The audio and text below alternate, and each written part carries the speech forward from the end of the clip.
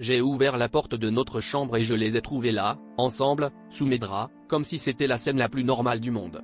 Ma femme et mon meilleur ami, la personne en qui j'avais le plus confiance après elle, me regardaient avec ce mélange de honte et de défi, nus, enlacés. Je n'ai pas hurlé, je n'ai pas pleuré.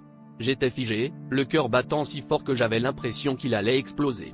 J'aurais préféré une gifle, un coup de poing, n'importe quoi sauf cette trahison. Ils n'ont même pas essayé de se cacher.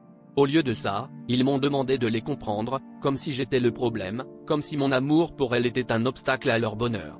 Ils m'ont avoué qu'ils s'aimaient depuis le lycée, que tout ce qu'ils avaient vécu avec moi, c'était une parenthèse. J'ai cru m'étouffer. Les souvenirs de nos vacances, de nos soirées, de nos projets à trois, tout a pris un goût amer, comme du poison. Je suis sorti en claquant la porte, l'impression de marcher dans un rêve où chaque pas me rapprochait d'un gouffre.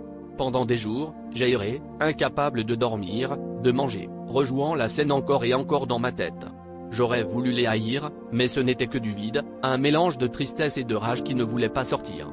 J'ai parlé à personne, j'ai coupé mon téléphone, j'ai disparu de la vie de tout le monde. Et puis, un soir, j'ai compris ce qui me faisait le plus mal, ce n'était pas seulement la trahison, c'était que, quelque part, j'avais toujours su. Je les voyais rire ensemble, se comprendre sans un mot, et je me disais que c'était beau, que c'était rare. Peut-être que j'avais accepté de fermer les yeux, de peur de me retrouver seul.